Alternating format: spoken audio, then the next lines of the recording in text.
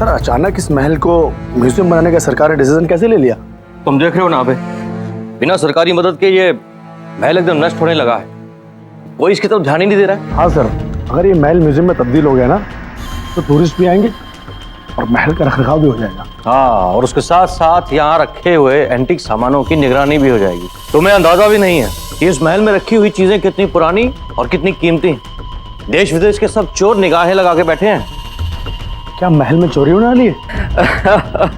अरे अबे जी, मैं तो मजाक कर रहा था। भला मेरे होते हुए ऐसा हो सकता है क्या? मैं तो आपको फायदे गिनवा रहा था, महल के म्यूजियम बनने के फायदे। वैसे ये महल राजा विक्रमादित्य ने बनवाया था ना 16वीं शताब्दी में? हाँ सर, लेकिन तब से कई बार रिनोवेट हो चुका है। अब कई राजा आए, उन्होंने इसमें बदलाव करवाए कि राजा विक्रमादित्य की बात ही कुछ और थी।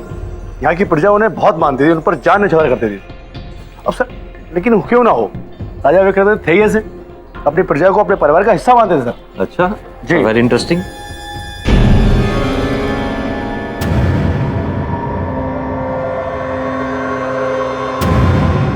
अबे जी, इस कमरे में क्या है और ये ताला क्यों लगा हुआ है? कुछ नहीं सर, पुराना सामान है सर, बाहर रखने की जगह नहीं थी इसलिए अंदर रख दिया सर। अच्छा, मैं देखना चाहता हूँ, खुलो ऐसे। अरे सर क्या करेंगे देख के सर, अब तक तो उसमें दीमक लगी हुई सर। अबे जी, इसलिए तो मैं आया हूँ यहाँ पर कि पुराने सामान को नया जैसा कर। चलिए खुलवाइए सर।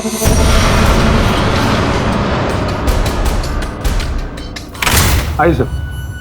ओह माय गॉड, लगता है सालों से किसी ने इस रूम की सफाई नहीं करवाई।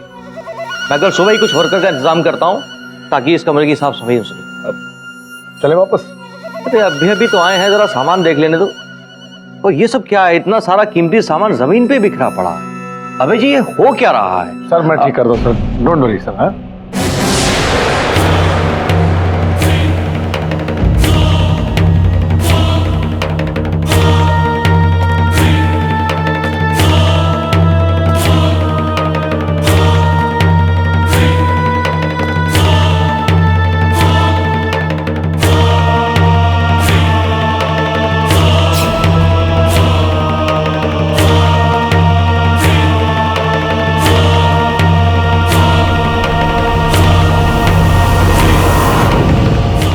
सर, ये क्या करें सर? सर चलिए, चाय बन गई सर, ठंडी हो जाएगी सर। अबे जी, मुझे ठंडी चाय पीने में ही मजा आता है। अरे सर ये सर क्या कहा आपने सर? शापित खंजर है सर, शापित। अरे आप तो ऐसे घबरा रहे जैसे इस खंजर से मैं आपका गला काट दूंगा। सर ये मजाक की बात नहीं सर। सर ये कुंवर राजबुंदेला का खंजर है, जब भी खोप से बाहर आता है किसी न किसी मासूम का खून बहा देता है। आपको मुझे सुबह यहाँ पे पूजा करवानी होगी, कहीं ये खंजर आपकी जिंदगी में तूफान ना मचा दे। शाप तूफान। अबे जी, आप लगता है आज भी 16वीं सदी में जी रहे हैं। तो इस महल से बाहर निकलिए और देखिए दुनिया कहां से कहां निकल गई है। सर दुनिया चाहे कितनी आगे क्यों ना निकल जाए, लेकिन हमें कुछ चीजों को पीछे मुड़कर देख लेना चाहिए। शायद वो मौत की दस्तक दे रही हो और ये खंजर उन्हीं में से एक है। जब ये खंजर इस खोल से बाहर निकलेगा, इसकी प्यास तभी बुझेगी जब ये किसी का खून चखे। हम तो इंसान हैं, एक दिन मर जाए, मगर हमारे बदले की आग खंजर में हमेशा अमर रहे। सर ये खंजर रख दीजिए। अबे जी, आपकी इस कहानी पे एक अच्छी खासी हॉरर फिल्म बन सकती है और उसका नाम होगा प्यासा खंजर। आप हंस रहे हैं सर? आप जानते नहीं कि इसका अंजाम क्या हो सकता है। मुझे कल सुबह पंडित जी को बुलवाकर यह पूजा करवानी होगी कि आपने इस खूनी खंजर को नींद से जगा दिया। इसे दोबारा सुलवाना पड़ेगा। हाँ ठीक है भाई, कल सुबह सुला दीजिएगा। अभी चलते हैं और भी बहुत कुछ देखें। चलिए आइए।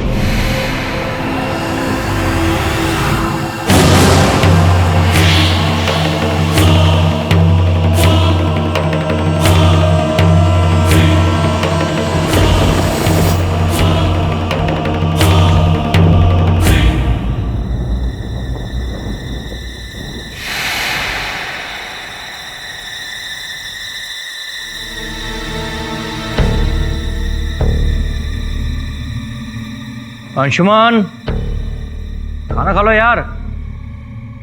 भैया बस 10 मिनट में आ रहा हूं। अरे क्या 10 मिनट यार, खा लो ना अभी। कितना लेट खाना खाता है।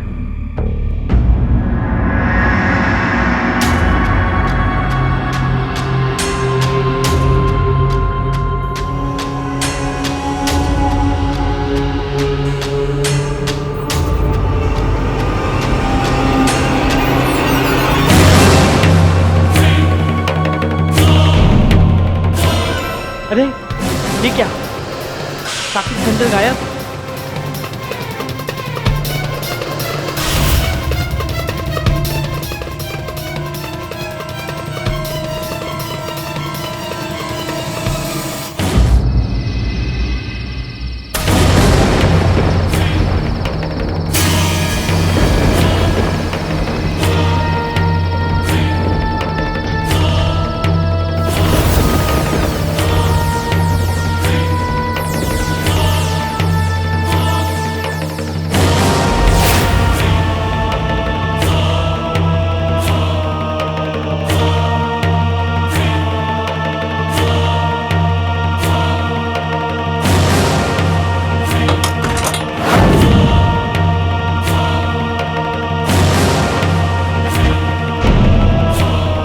कौन है?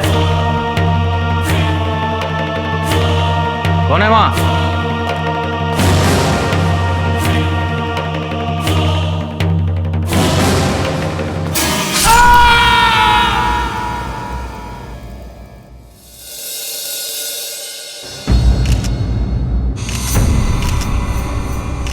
काफी गहरा घाव है, शायद खून किसी चाकू या फिर खंजर से किया गया लगता है। आप इनके छोटे भाई हैं? जी हाँ, मैं उनका छोटा भाई हूँ। मैंने ही आपको फोन किया है। मेरा नाम अंशुमन है।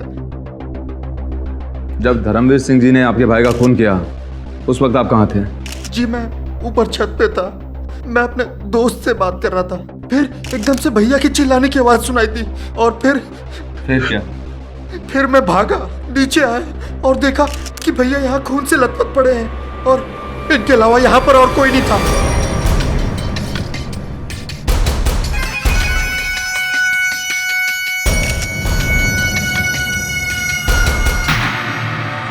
किस हथियार से खून किया आपने? तलवार से या खंजर? सर पूरे घर की तलाशी ले ली, हर जगह, पर कहीं कोई हथियार नहीं मिला। धर्मवीर सिंह जी, आप होंगे राजघराने से, लेकिन इस वक्त आप केवल एक संदिग्ध हैं। बेहतर यही होगा कि हमारे सवालों का जवाब दें। हथियार कहाँ छुपाया आपने? तुम जब आए उस वक्त इनके हाथ में हथियार था? नहीं सर, इनके हाथ में हथियार नहीं था, लेकिन इनके हाथ खून से रंगे हुए थे सर। देखिए। घर से बाहर तो कोई निकला नहीं, तो हथियार इधर ही कहीं होगा। एक काम करो। जी सर। पूरे घर की फिर से तलाशी लो, कोना कोना छान मारो। धर्मवीर जी, कहीं आपके साथ कोई दूसरा आदमी तो नहीं था ना जुर्म के वक्त, जो हथियार लेकर रफू चक्कर हो गया? देखिए, अगर आपको लगता है कि हथियार नहीं मिलने से आप बच जाएंगे तो ये आपकी गलतफहमी है। इन्होंने तो मौन व्रत धारण कर लिया है। चलिए इतना ही बता दीजिए कि खून क्यों किया आपने?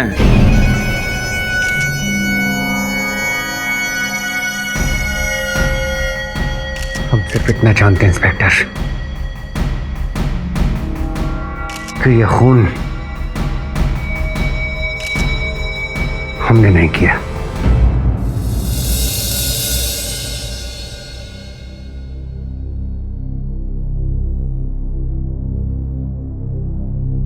Good morning sir. Morning morning. Good morning boss. 6 बजे की फ्लाइट बहुत जल्दी हो जाएगी नहीं? सर आप कहाँ जा रहे हैं? मैं नहीं, हम सब जा रहे हैं। हाँ? किधर बॉस? वाह, गोवा। वाओ, क्या बात है, सॉलिड बॉस। मैंने सोचा अभी कोई केस भी नहीं है तो थोड़ा घूम आते हैं। कुछ दिन बीच पर आराम करेंगे, थोड़ा चैन की नींद सोएंगे। Sir I love Goa and I love seafood. अपुन भी। तुझे गोवा के बारे में बड़ा पता है? अरे बॉस, वरुमाई छोड़ो, अपुना हर साल अक्का न्यू ईयर पे अपुन उधर ही रहता अपने दोस्तों लोग के साथ। एकदम बड़ा मजा आता, एकदम सॉलिड। भाग्यशाली है तो। मुझे तो याद भी नहीं अंतिम बार मैंने न्यू ईयर कब मनाया था। क्या बात करे बॉस?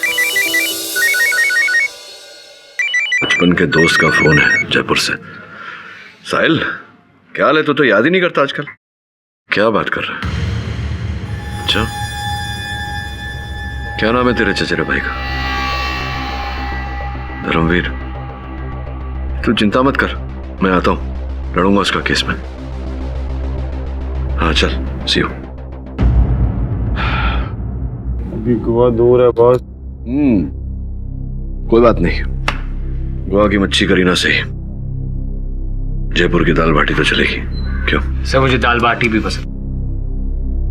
भूखड़ है आदमी वरुण भाई। चलो तैयारी करो।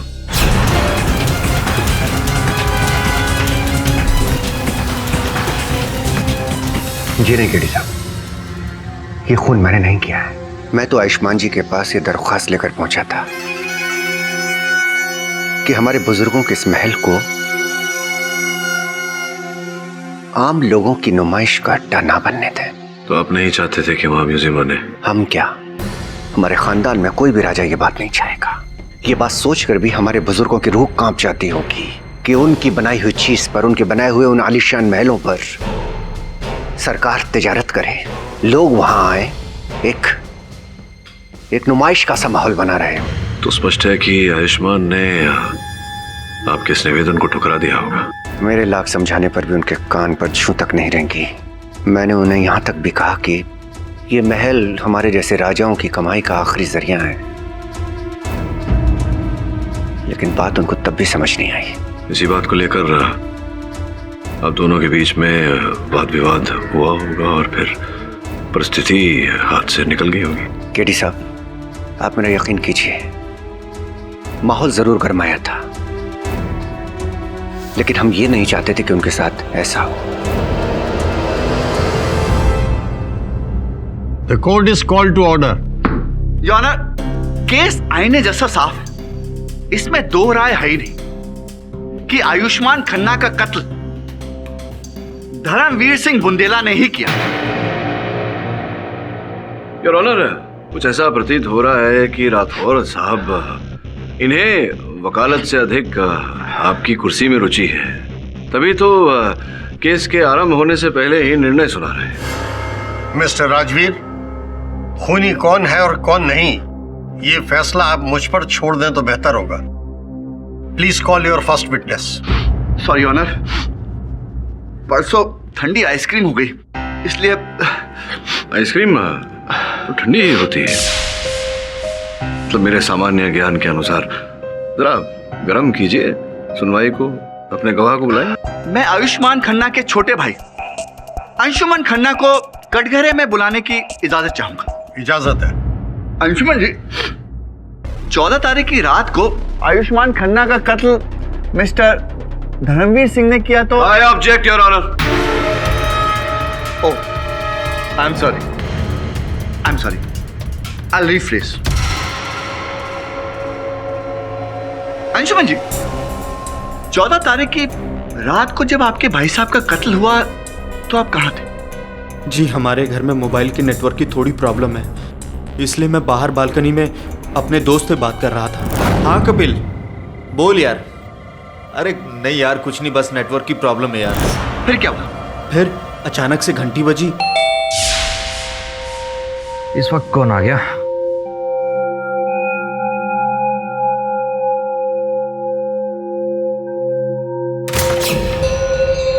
जी कहिए। बिना बताए आने के लिए माफी चाहता हूँ। इट्स ओके, आपकी तारीफ। हम धर्मवीर सिंह बुंदेला है। आपकी सरकार जिस महल को म्यूजियम में तब्दील करके उसे जनता की नुमाइश का अड्डा बनाना चाहती है, हम उसके मालिक हैं। ओह, आइए आइए, अंदर आइए, प्लीज कम।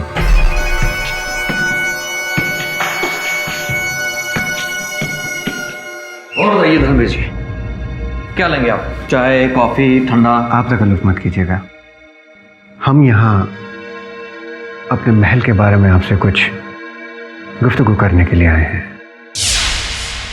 बातों बातों में मैं अपने छोटे भाई से तो आपको मिलवाना ही भूल गया। यह है अंशुमन, मेरा छोटा भाई। हम आपसे अकेले में बात कर सकते हैं? धर्मवीर जी, ये मेरे जिगर का टुकड़ा है और हम दोनों एक दूसरे से कोई बात नहीं छुपाते। आप इसके सामने बात कर सकते हैं। इट्स ओके भैया, आप लोग कैरी ऑन कीजिए। वैसे भी मुझे कपिल से बात करनी है, तो मैं ऊपर जाके बात करता हूँ। ठीक है। हाँ कपिल, एक मिनट यार, नेटवर्क का ये बड़ा। हेलो, हाँ कपिल, बोल यार। मतलब कि इस तरह धर्मवीर जी ने आपको उस कमरे से बाहर भेज दिया ताकि वो अपने नापाक इरादों में कामयाब हो सके। हाँ? जब आप बैल्कनी में दोबारा गए फिर क्या? मुझे भैया और धर्मवीर के झगड़े की आवाजें सुनाई दे रही थी। वो दोनों चिल्ला चिल्ला कर बातें कर रहे थे। फिर एकदम से अचानक मुझे चीखने की आवाज सुनाई दी। मैं तुझे बाद में फोन करता हूँ।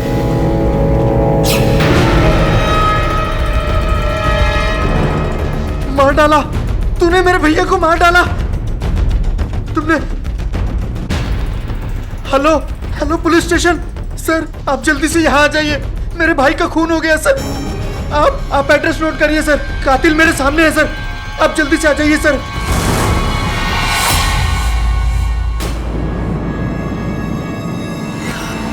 Point to be noted milord, जिस वक्त आयुष्मान खन्ना का कत्ल हुआ उस वक्त कमरे में सिर्फ और सिर्फ धर्मवीर सिंह बुंदेला ही थे।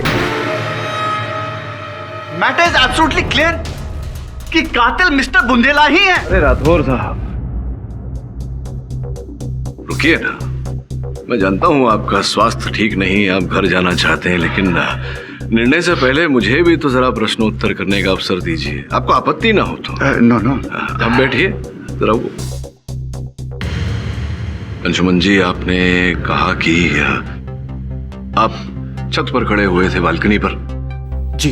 वहां से आपने अपने भाई साहब और धर्मवीर के बीच जो विवाद हो रहा था उसे सुना, तो ठीक से सुना आपने? क्या चल रहा था दोनों में? जी कुछ कुछ नहीं, देखिए ये कुछ कुछ जो शब्द है वो कुछ कुछ होता है जैसे चलचित्रों के शीर्षक में ही अच्छा लगता है। ये अदालत है, यहाँ कुछ कुछ नहीं, पूरा पूरा चलता है। तो पूरा पूरा बताइए, क्या आपने सुना था, नहीं सुना था, क्या हुआ था? जी मैं फोन पर था, मुझे सिर्फ भैया धर्मवीर के चिल्लाने की आवाज़ें सुनाई दे रही थी, लेकिन झगड़ा किस बात पे हो रहा था मुझे बिल्कुल पता नहीं है। मतलब आवाजें सुनी, शब्द क्या बोले जा रहे थे वो नहीं सुना आपने। जो भी हो, तो कितने समय तक ये विवाद चल रहा था दोनों के बीच? यही कुछ 10 से 12 मिनट तक। अच्छा 10-12 मिनट ही। बहुत प्यारी घड़ी पहनी है आपने, महंगी भी लग रही है, अवश्य स्विस मेड होगी, है ना? जी, ये मुझे मेरे भैया ने दी थी मेरी पिछले बर्थडे पे। तो उस दिन जब आप बालकनी में खड़े खड़े इनके बीच होते हुए तर्क वितर्क को सुन रहे थे, उस समय भी आपने ये घड़ी पहनी थी? ऑब्जेक्शन योर ऑनर, इस केस से अंशुमन की घड़ी का क्या वास्ता? योर ऑनर, जब इन्होंने इतने विश्वास से कहा कि ये 12 मिनट तक ऊपर छत पर खड़े थे, मैं केवल इतना जानने का प्रयास कर रहा हूं कि इन्होंने अनुमान से कहा था, ये घड़ी देखकर कहा था। Objection overruled. यूं ही कह रहे हैं या घड़ी पहनी थी, बताइए। जी मैंने घड़ी पहनी थी। घड़ी पहनी थी आपने? जी, करीबन 9 बजे मैं बालकनी में गया और 9:15 में मुझे चीखने की आवाज सुनाई दी और मैं तुरंत भागा। अच्छा, मतलब ये चीख सुनकर आप तुरंत बालकनी से नीचे आ गए। तो बालकनी से नीचे आने में कितना समय लगा होगा आपको? जी मुझे ज्यादा टाइम नहीं लगा, जैसे मैंने चीख सुनी मैं वैसे ही भागा। नहीं मतलब अनुमान से बताइए, 2 second, 4 second, 6 second, 8 second, 10 second. 10 second लगे आपको नीचे। तो अब 10 सेकंड में नीचे आए और क्या देखा आपने? मेरे मुवक्किल के हाथों में कोई हथियार था? जी नहीं। अरे तो धर्मवीर ने वो हथियार छुपा दिया होगा ना? हथियार छिपा दिया 10 सेकंड में? एक काम करिए राठौर साहब, मैं आपको ये पेंसिल देता हूँ, आप 10 सेकंड में से छुपाइए, पकड़िए, चलिए गिनती शुरू। 1 2 3 4 5 6 7 8 9 10। राठौर साहब, आप 10 सेकंड में एक पेंसिल नहीं छिपा पाए और आप चाहते हैं कि हम इस बात को मान ले कि मेरे मुवक्किल ने हत्या करने के पश्चात 10 सेकंड में इतनी सुंदरता से उस चाकू को छिपाया कि पुलिस को घटनास्थल से वो चाकू प्राप्त ही नहीं हुआ। योनर, वहां कोई खुफिया दरवाजा होगा, खुफिया कमरा होगा। कैसी बातें कर रहे हैं आप? आप भी जानते हैं कि पहली बार मेरे मुवक्किल वहां गए थे आयुष्मान के घर। इन्हें कैसे पता चलेगा उनके घर में कहाँ खुफिया दरवाजा है, कहाँ खुफिया कमरा है? भाई तुम ही बताओ, क्या तुम्हारे घर में ऐसा कोई खुफिया कमरा है, कोई खुफिया दरवाजा है? जी नहीं। नहीं है your honour, no more questions. Mister Rajveer, आपको अंशुमन से कुछ और सवाल पूछने? योर ऑनर, अगर आपकी परमिशन हो तो बस अब मैं धर्मवीर जी से एक सीधा सीधा सवाल पूछना चाहूंगा। इजाजत है। Thank you honour. Dharmveer ji, एक सीधा सीधा सवाल है, आपने आयुष्मान का कत्ल क्यों किया? Objection your honour.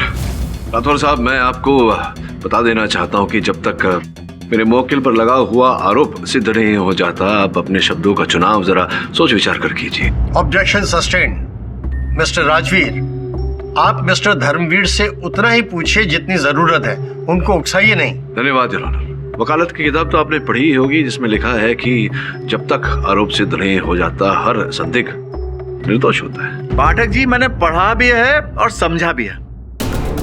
फिलहाल तो मैं इनसे यह समझना चाहता हूँ कि ये आयुष्मान के घर गए क्यों थे? हम आयुष्मान जी से दरख्वास्त करने के लिए गए थे। आयुष्मान जी, वो जो हमारा महल है, हमारे बुजुर्गों की निशानी है, हमारा गौरव है, और हम चाहते हैं कि वो किसी भी तरीके से सरकार के अधीन ना हो और एक म्यूजियम में तब्दील ना हो जाए।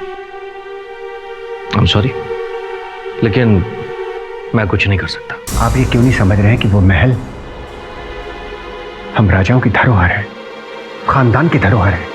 वो महल सिर्फ आपके खानदान की धरोहर ही नहीं, बल्कि पूरे देश की धरोहर है। एक हेरिटेज साइट है, और सबसे बड़ी बात इस देश के टूरिस्टों और अन्य नागरिकों के लिए एक ज्ञान का भंडार है। और सबसे बड़ी बात धर्मवीर जी, आपने उस महल की देखरेख, उसका रख रखाव ठीक ढंग से किया ही नहीं। वो हमारा महल है, हम उसे जैसे चाहे रखें। सरकार कौन होती है दखलंदाजी देने वाली? आप एक बात भूल रहे हैं, इस देश में लोकतंत्र है, डेमोक्रेसी। आपके राजघराने का शासनकाल खत्म हो चुका है। और हाँ, इसके बावजूद भी आपको कुछ करना है तो आप सरकारी दफ्तर जाएं और जाकर वहां पर अर्जी दें। देखिए, आप ये क्यों नहीं समझ रहे हैं कि वो महल ही हमारी कमाई का एकमात्र जरिया है। आपको मुंह मांगी कीमत मिलेगी। देखिए, मैंने आपसे कहा ना, इसमें मैं आपकी ये आवाज कैसी है? जंजीर की आवाज है। कोई अंदर है क्या? जी नहीं, आप रुकिए, मैं देख कर आता हूं।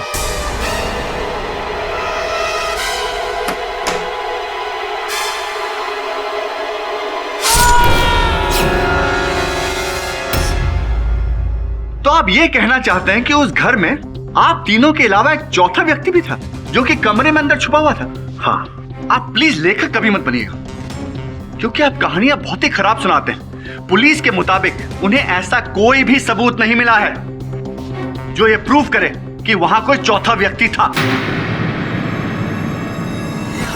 और एक ही दरवाजा था, तो आप किस बना पर कह सकते हैं कि खूनी कोई और था? योर ऑनर, उस समय अंशुमान घर पर ही था। हो सकता है कि ये कत्ल इसी ने किया हो। ये क्या बकवास कर रहे हैं आप? वो मेरा भाई ही नहीं, मेरे लिए भगवान था, और आज मैं जो कुछ भी हूँ सिर्फ उसी की वजह से हूँ। Order, order. मिस्टर अंशुमन, आपको बोलने का मौका दिया जाएगा, बैठ जाइए। बुंदेला साहब, आपने खुद कहा कि अंशुमन बालकनी में था, तो एक ही वक्त एक आदमी दो जगह कैसे हो सकता है? प्रोसिक्यूटर साहब, मगर ये भी मगर कुछ नहीं। योर ऑनर, मेरे पास ऐसे सबूत हैं।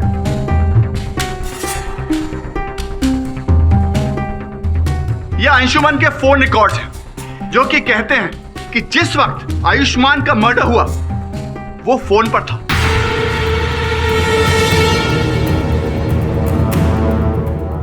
मैंने आज तक ऐसा कभी कोई केस नहीं देखा कि एक आदमी फोन पर हो और मर्डर कर रहा हो। ये मल्टीटास्किंग तो मुझे इम्पॉसिबल लगती है। योर ऑनर, सिंपल केस है। आयुष्मान ने इनकी बात नहीं मानी, इसलिए इन्होंने आयुष्मान का कत्ल कर दिया। और हथियार कहां गया? पाठक जी, हथियार कहकर और उसकी आड़ लेकर आप एक खूनी को बचा नहीं सकते। योर ऑनर, जैसा कि मेरे मुवक्किल ने कहा, संभावना है कि वहां कोई चौथा व्यक्ति रहा हो और हत्या करने के पश्चात वो हथियार को अपने साथ ले गया हो। अगर कोई चौथा आदमी होता तो उंगलियों के निशान नहीं मिलते पुलिस को क्या? हाँ, तो हत्या करते समय दस्ताने भी तो पहने जा सकते हैं। योर ऑनर, पाठक साहब सिर्फ अंदाजा लगा रहे हैं, इनके पास कोई फैक्ट्स नहीं है। लेकिन मेरे पास फैक्ट्स हैं, यह साबित करने के लिए कि आयुष्मान खन्ना के मर्डर के लिए एक ही आदमी के पास मोटिव था, और वो आदमी है मिस्टर बुंदेला, अपना महल बचाने के लिए इन्होंने हाथ पैर मारे, हाई कोर्ट तक गए। और यही बात साबित करने के लिए मैं चीफ आर्कियोलॉजिस्ट डॉक्टर व्यास को बुलवाना चाहूंगा। इजाजत है।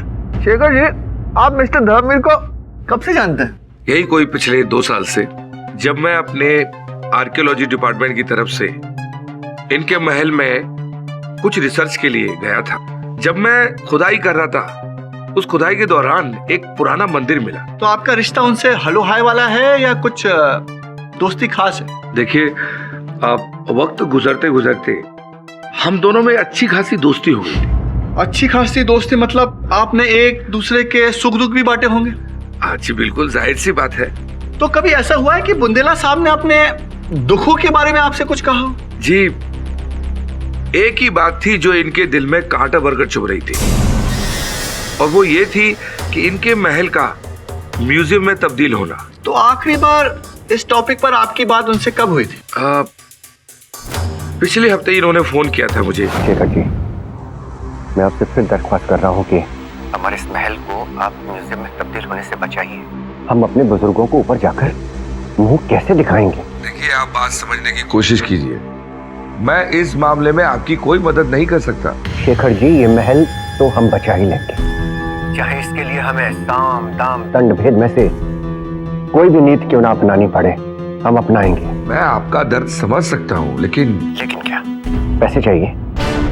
हम पैसा पानी की तरह से बहा देंगे। आपको जिसका मुंह बंद करना है नोटों से, उसका कीजिए शेखर जी, और किसी तरह से इस प्रपोजल को कैंसिल करवाइए। अब बहुत देर हो चुकी है, अब कुछ नहीं हो सकता। मैं आपको दिखाऊंगा कि क्या हो सकता है।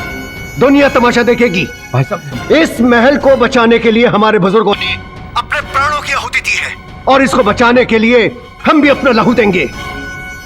मरेंगे या मार डालेंगे। योर ऑनर, सुना आपने? मारेंगे या मर जाएंगे, यही सोच है इस आदमी की, और इसने यही किया। आयुष्मान खन्ना को मार डाला। योर ऑनर, हम मानते हैं कि हमने ऐसा कहा था। गुस्से में इंसान कुछ भी बोल देता है, लेकिन इसका मतलब ये नहीं है कि वो उस पर अमल भी करे। यानी कि आपको आपके गुस्से पर काबू नहीं है, और इसी गुस्से की वजह से आपने एक मर्डर भी कर दिया। अगर हमें गुस्से पर काबू नहीं होता तो आप यहाँ इतनी बदतमीजी करने के बाद भी सही सलामत नहीं खड़े रहते। धमकी? तो मिस्टर अभय, कहीं आप भी हमें मिस्टर धर्मवीर वाली डरावनी कहानियां तो नहीं सुनाएंगे? जज साहब, ये कहानी नहीं सच है। जो भी आदमी उस खंजर को खोल से निकालता है, उसकी मौत निश्चित है।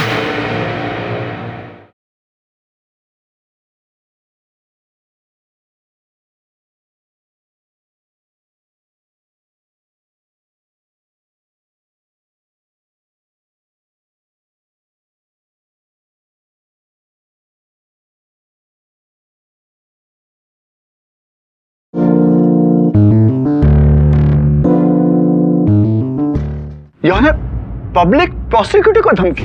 योनर, ये आदमी बहुत ही खतरनाक है। अगर इसे बाहर छोड़ा गया तो अपने महल को खोने के गम में ना जाने कितने लोगों को मार डाले। I object your honour. Rathore साहब मेरे मुवक्किल पर बिना किसी कारण व्यक्तिगत आरोप लगा रहे हैं। मैं आग्रह करूंगा अदालत से इन्हें चेतावनी दी जाए। Objection sustained. मिस्टर राजवीर, आप मिस्टर धर्मवीर से उतना ही पूछिए जितनी जरूरत है, उनको उकसाइए नहीं। अब मैं आपसे पॉइंट टू पॉइंट सवाल करूंगा और आप उसका पॉइंट टू पॉइंट जवाब देंगे। अगर वहां चौथा शख्स था तो वो बाहर कैसे आया? क्योंकि उस घर में एक ही दरवाजा था, उस हॉल में जहां आप खड़े हुए। हमें नहीं पता धर्मवीर साहब, हमें नहीं पता से काम नहीं चलेगा। ये मर्डर केस है। अगर आपने अपना बचाव ठीक से नहीं किया तो फांसी हो सकती है आपको। योर ऑनर, हम सिर्फ इतना जानते हैं कि हम निर्दोष हैं। इस खून से हमारा कोई वास्ता नहीं है। लेकिन ये बात अगर सच है कि उस जगह पे कोई चौथा आदमी मौजूद नहीं था, तो ये खून उसी शापित खंजर ने किया है।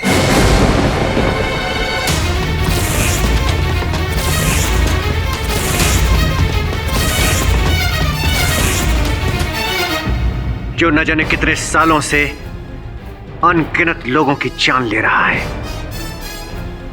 क्या कहा आपने? शापित खंजर? जी हाँ, 100 साल पुराना शापित खंजर है वो। पिछले 50 सालों में न जाने कितने लोगों की जान ले चुका है। ये खंजर कुंवर राज सिंह जी का था। वो अपने इस खंजर से ऐसे ही प्यार करते थे जैसे जैसे कोई अपनी प्रेमिका को प्यार करता है।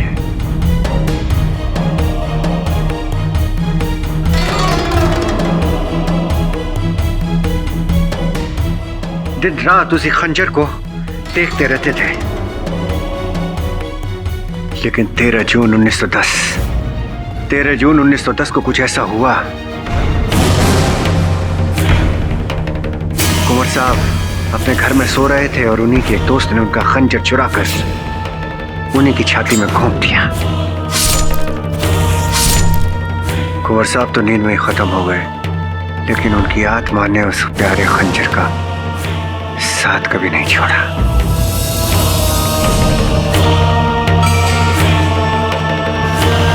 आज भी कुंवर साहब की आत्मा उस खंजर से जुड़ी है। जो भी उस खंजर को खोल से निकालने की कोशिश करता है, वो शापित खंजर उसकी जान ले लेता है।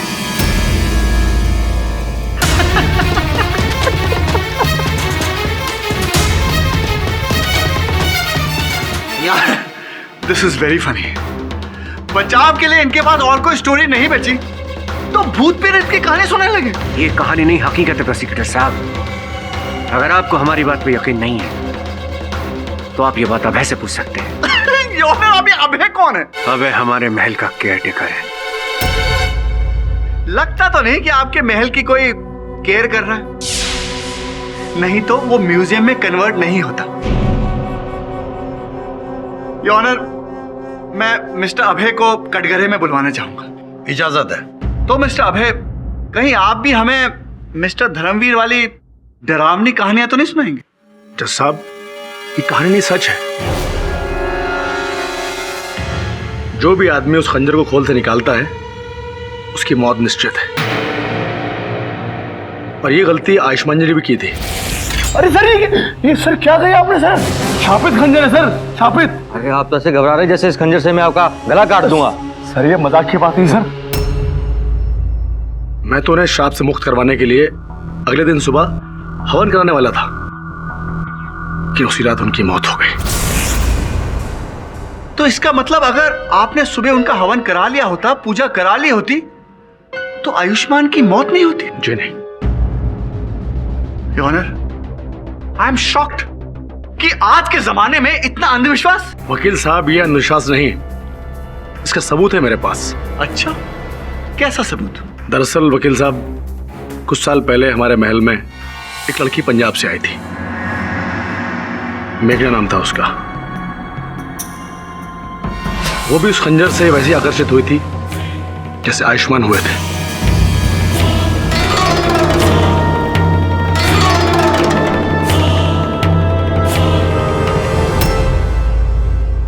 और जज साहब, उस केस में कोई भी हथियार नहीं मिला था। अभय जी, आप ये कह रहे हैं कि आपका खूनी खंजर आपके महल से पंजाब गया, वहां उस लड़की का खून किया और वापस आपके महल में आ गया। और ये बात आप चाहते हैं कि हम यकीन करें? देखिए वकील साहब, आप मेरी बात पर यकीन करें ना करें, जो मैंने देखा है, सुना है, मैं वही आपको बता रहा हूँ। यही बात महल के कई लोगों ने भी देखी और सुनी है। योर ऑनर, मिस्टर अभय ये बेतुकी बातें करके अदालत का वक्त बर्बाद कर रहे हैं। मैं रिक्वेस्ट करूंगा कि मैं अपना दूसरा गवाह बुलाऊं। एक मिनट रुकिए सर। आपको आपत्ति ना हो तो एक आध प्रश्न मैं भी पूछ लेता। लगता है आपको डरावनी कहानियों में दिलचस्पी है। दो चार आप भी सुन लीजिए।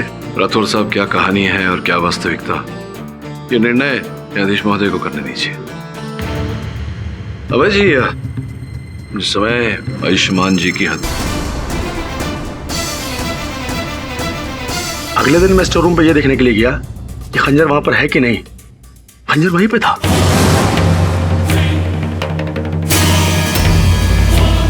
मिस्टर अभय, उस खंजर पर आपको आयुष्मान के खून के धब्बे मिले कि नहीं मिले? जी, निशान बिल्कुल नहीं थे। Very interesting. योर ऑनर, इनका ऑटोमेटिक खूनी खंजर खून करता है, वापस महल में आता है और अपने आप को धो धा के सेटल हो जाता है। काश ऐसा खंजर मेरे पास होता, मैं उस पर बैठता और उड़कर स्विट्जरलैंड चला जाता। नाक बह रहा है आपका, स्विट्जरलैंड जाएंगे तो कुल्फी जम जाएगी नाक में। एनीवे, तो पाठक साहब, इस कहानी के बारे में आपके क्या विचार हैं? खूनी खंजर, इन सब चीजों में आप बिलीव करते हैं? योर ऑनर, मैं जानता हूं कि ऐसे अंधविश्वास में मानना ये वैज्ञानिक भी है और उचित त्रुटि भी नहीं, किंतु योर ऑनर संभावना तो है कि कोई चौथा उस कक्ष में रहा हो जिसने उसी खंजर का उपयोग किया हो हत्या करने के लिए।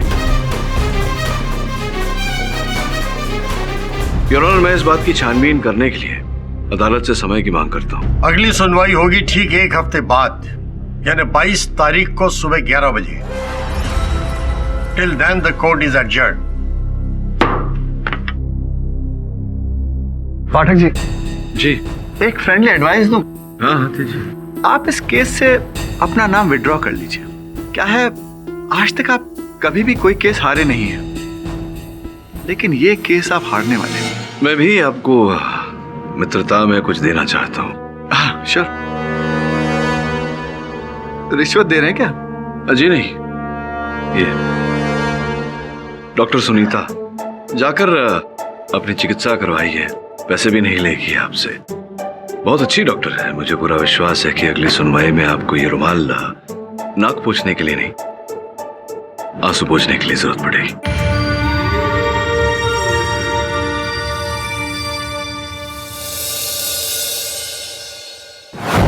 कम इन। डॉक्टर वशिष्ठ। अरे आओ आओ केडी, क्या बात है? क्या हाल है? काफी फिट लग रहे हो। जिमिंग शिमिंग काफी जोरों से चल रही लगता है। हाँ डॉक्टर साहब, अब क्या करें, मैं तो हमेशा से कहता हूँ कि व्यायाम करने से न केवल शरीर की तंदुरुस्ती लेकिन मन भी तंदुरुस्त रहता है। और एक तेज दिमाग शातिर वकील का सबसे बड़ा हथियार होता है। और तुम्हें कुछ ऐसी बात बताएं जिससे तुम्हारे पास एक और शातिर हथियार मिल जाए, जिससे कोर्ट में तुम अपनी दलील अच्छी तरह पेश कर सको। यह है आयुष्मान की फॉरेंसिक रिपोर्ट, जिसको देखने से लगता है कि उसके छाती के घाव में कुछ केमिकल्स पाए गए हैं, जिसका इस्तेमाल ब्रास और कॉपर के मेटल पॉलिशिंग में किया जाता है। इसका अर्थ ये हुआ डॉक्टर साहब कि जब हत्या की गई उसके कुछ समय पहले ही उस हथियार को पॉलिश किया गया था। एग्जैक्टली। और कोई विशेष जानकारी उस हथियार के बारे में? देखो केडी, आयुष्मान की छाती का घाव का जो मैंने माप लिया, उसके बाद जो इस तरह का हथियार इस्तेमाल किया गया होगा, एक ऐसा खंजर जो लगभग 10 इंच लंबी और 2.5 इंच चौड़ी होगी। ऐसी लंबाई 10 इंच, चौड़ाई 2.5 इंच। डॉक्टर साहब, देखना ये है कि आपका ये जो वर्णन है ये उस शाही खंजर पर सही बैठता है या नहीं। सर, मगर हम ये करेंगे कैसे? उचित प्रश्न। ये उस महल का नक्शा है, बड़ी चतुराई से इसमें प्रवेश करना है और उस शाही खंजर का पता लगाना है।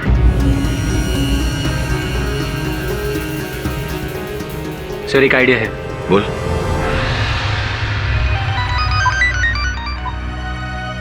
हेलो। बेड़ू?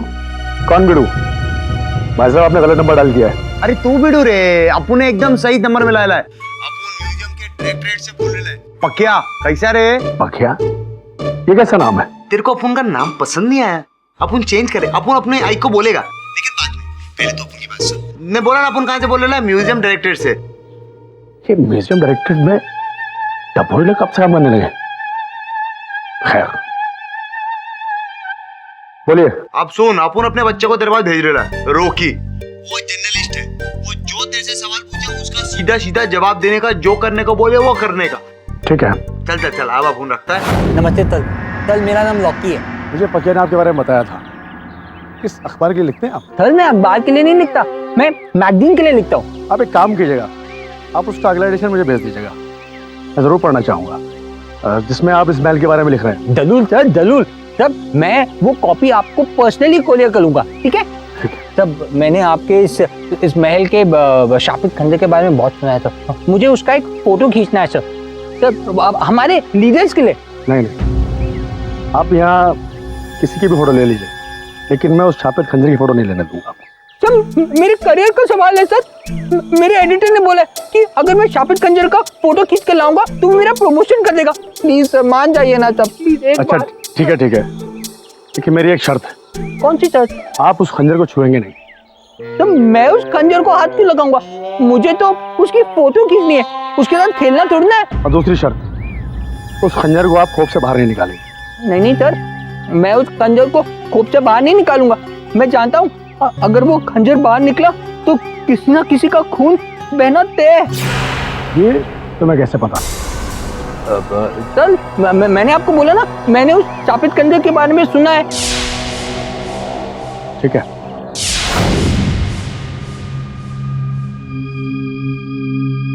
लो फोटो खींच लो। हाँ? शापित खंजर, तो थैंक यू वेरी मच। तो मैं 1 मिनट में उसकी फोटो खींच लेता तो थैंक यू सो मच। तो बस तो कैमरा में लेंस लगाने में तो 2 मिनट लगेगा। तो मैं पहली बार शापित खंजर को देख रहा हूँ। सर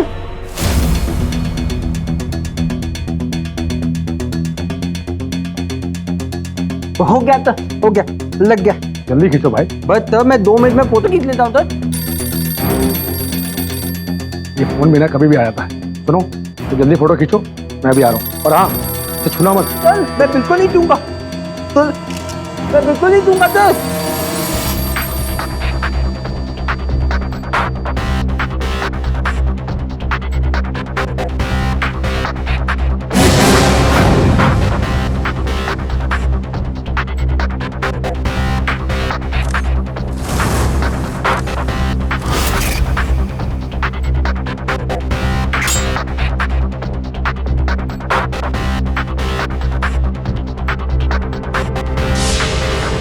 पता नहीं कौन फोन करता है, रॉन्ग नंबर डायल करता है।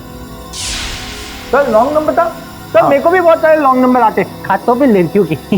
फोटो खींच ली, फोटोग्राफ खींच ली। तो thank you very much sir, thank you very much. तो भाई आर्टिकल सक्सेस की बुलंदी तक लेके जाए। Thank you sir, thank you sir, thank you very.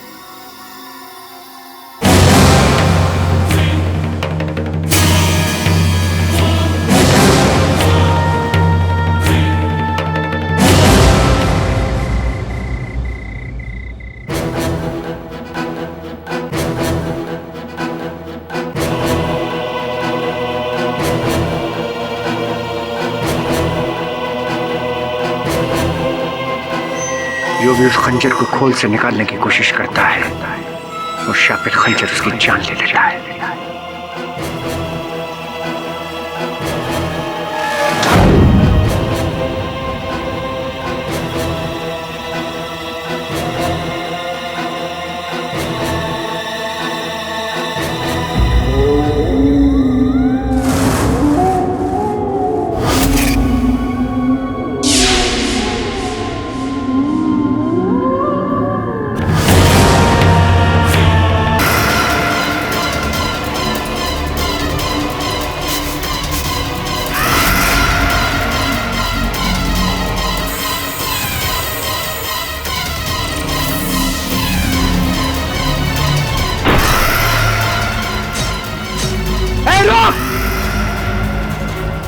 रुक जा।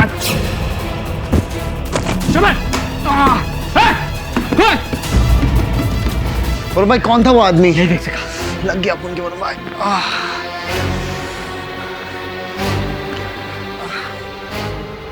इसका अंदाज तो वही हुआ।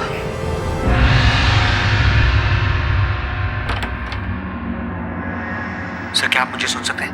हाँ वरुण, सुन भी रहा हूँ, देख भी रहा हूँ। अब पता चल जाएगा कि हत्या शाही खंजर से हुआ है या नहीं। Sir please shahi word use मत कीजिए। क्यों? सर मुझे शाही पनीर की याद आ जाती है और शेफ वाली शाही पनीर माइंड ब्लोइंग बनाती है। चल ठीक है, ये केस सुलझते ही मैं तुझे शाही दावत खिलाऊंगा।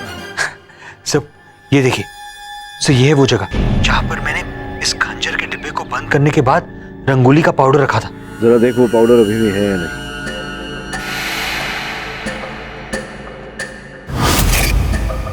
हाँ सर अभी है। इसका अर्थ ये होता है कि वो डब्बा खुला नहीं, ना ही खंजर बाहर निकला। सब इसका मतलब ये हुआ कि खून शाही खंजर से नहीं किसी और खंजर से हुआ है। हाँ, इस समय लगता तो ऐसा ही है, लेकिन हमें चांस नहीं लेना चाहिए। ये भी संभव है कि हत्यारे ने खंजर निकाला और बाद में अंदर रखने के बाद में फिर रंगोली वैसे ही लगा दी। लेकिन सर इस बात को हम कंफर्म कैसे करेंगे? एक ही तरीका है, वो फोरेंसिक डॉक्टर की रिपोर्ट।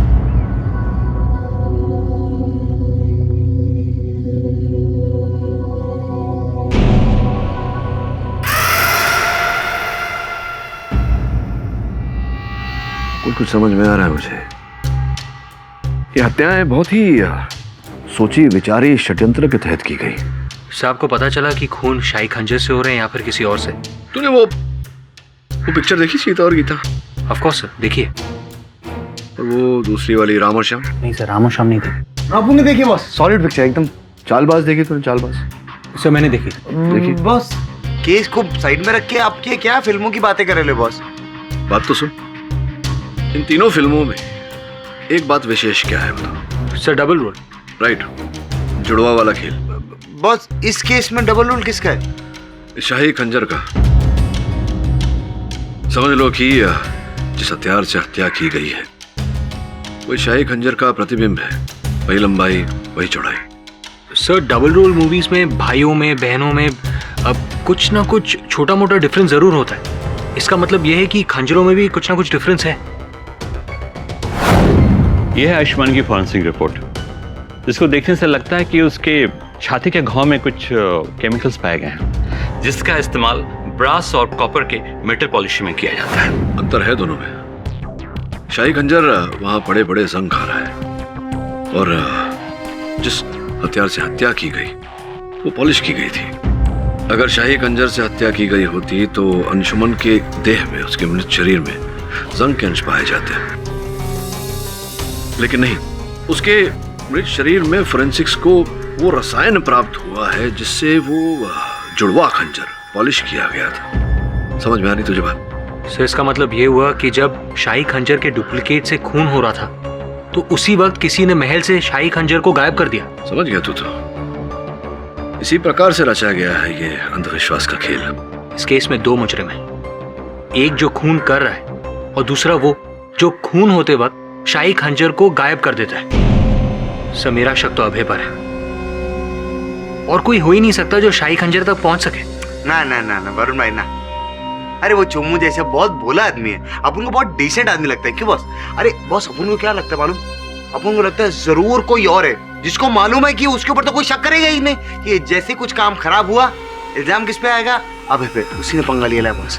जो कोई भी है अब अधिक समय तक बचेगा नहीं। क्या है कि जब कोई पहेली उलझ जाती है उसे सुलझाने के लिए फिर वहीं चले जाना चाहिए जहां से पहेली शुरू हुई थी। अभय का घर।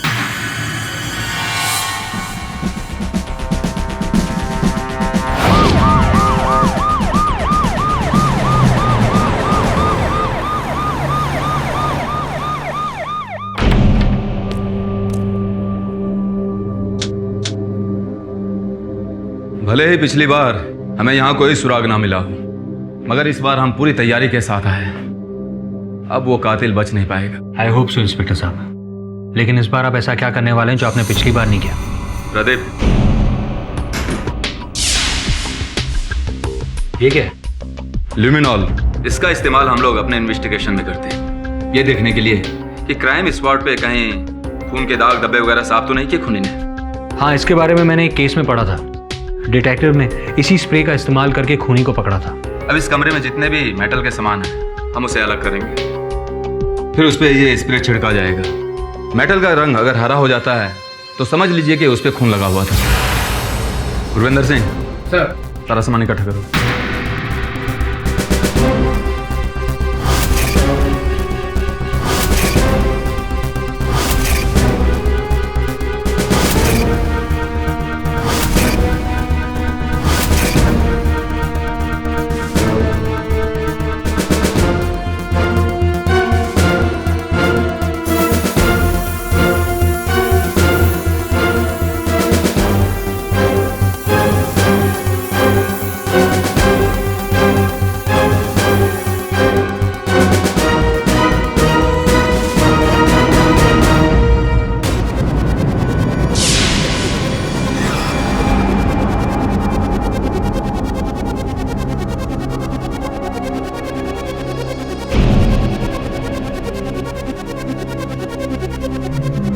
इसका मतलब यह है कि इन दोनों चीज़ों पर लगा खून कातिल ने साफ किया था।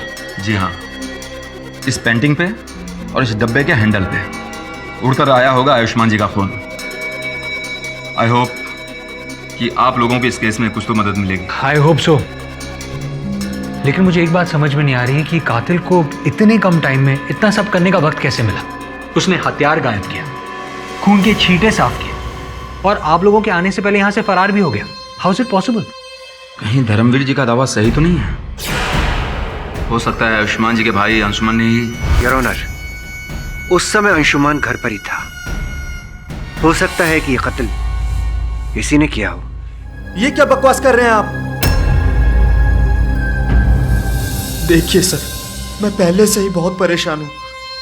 मैं अपने भाई के खून के सदमे से निकल नहीं पाया हूं और आप मुझे और परेशान कर रहे हैं। देखिए, आपको दुख देने की मंशा नहीं थी मेरी। मैं केवल आपके भाई के हत्यारे को पकड़वाना चाहता हूं, उसे दंड दिलवाना चाहता हूं। अगर आपके मन को ठेस पहुंची हुई मेरी बातों से तो क्षमा चाहता हूं। मैं चलता हूं। चलो sir, I am sorry sir, मैं भावनाओं में कुछ ज्यादा ही बह गया था। कोई बात नहीं, किसी अपने को इस प्रकार से खो देने का दर्द मैं समझता हूं। आप पूछिए सर, आपको जो भी पूछना है। जब तक मैं अपने भाई के कातिल को फांसी के फंदे पर नहीं पहुंचाता, मैं चैन की सांस नहीं लूंगा। पुलिस के अनुसार हत्यास्थल पर, उस कमरे में, उस कक्ष में खून के छींटे पाए गए थे। जी सर। इतना तो स्पष्ट है कि हत्या वहीं हुई थी। प्रश्न ये उठता है कि हत्यारा अचानक गया कैसे। मेरा अनुमान है कि वो घर को छोड़कर बाहर तो नहीं गया होगा, घर के अंदर ही कहीं छिपा होगा। सर, खूनी यहाँ कैसे छिप सकता है? संभव तो है, अगर घर के सामान में, जैसे कि अलमारी इत्यादि में जगह हो, तो किसी का छुपना संभव है। सामान में सर? लेकिन सामान में कोई कैसे छिप सकता है सर? छिपना कठिन भी नहीं है। घर के सामान में ये जो संदूक है, इसमें बड़ा सरल है किसी के लिए छिपना। ये बताइए कि घर का सामान तो बहुत पुराना है, तो सर जैसे होता है मरम्मत के लिए हम सामान भेजते हैं, घर का सामान बाहर गया था कहीं? पिछले ही हफ्ते ये पॉलिश के लिए गया था। कहाँ भेजा था? राज फर्नीचर, उसके यहाँ ही गया था। राज फर्नीचर?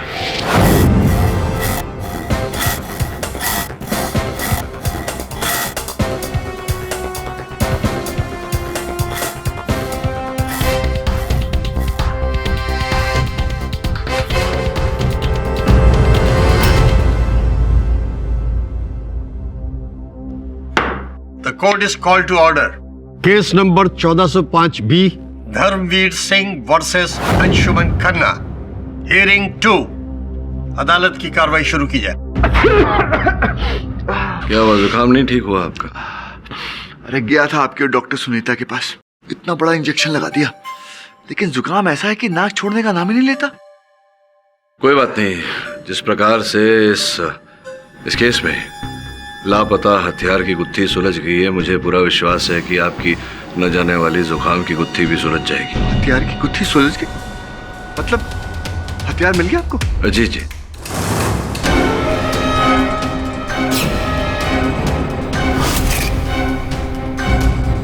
तो दिखाइए, कहाँ है?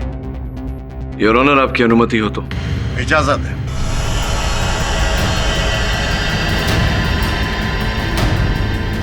योर ऑनर, ये रहा हथियार। हथियार? ये हथियार है? योर ऑनर, मुझे लगता है कि केस हारने के गम में मेरे दोस्त का मानसिक संतुलन खो गया है और वो भूल गए हैं कि एक कोर्ट रूम है, कोई कॉमेडी का स्टेज नहीं। प्रोसिक्यूटर साहब, सर्वप्रथम तो इस केस का निर्णय जज साहब को करने दीजिए। आप और मैं तो कर नहीं सकते। द्वितीय, ये जो साक्ष्य मैं प्रस्तुत कर रहा हूँ अदालत में, इसका मजाक न उड़ाए तो अच्छा लगे। कौन सा सबूत, कौन सा हथियार? इस डब्बे और इस पेंटिंग से हुआ है खून। ये तुम क्या कह रहे हो केडी? फॉरेंसिक रिपोर्ट के मुताबिक खून तो खंजर से ही हुआ था ना?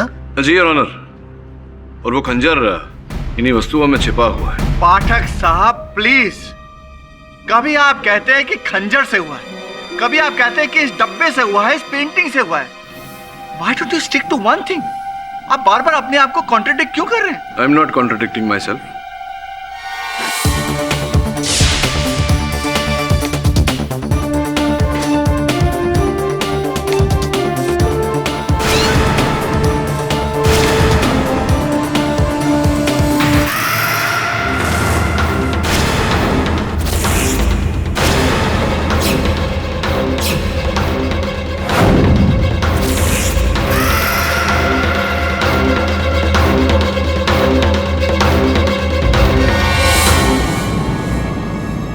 योर ऑनर, इसी प्रकार से हत्यारे ने उस कक्ष में पड़े हुए इन वस्तुओं से इस खंजर का इजाद किया। हत्या करने के बाद इसे 4 टुकड़ों में अलग करके वहीं पर पड़ी हुई चीजों में छिपा दिया।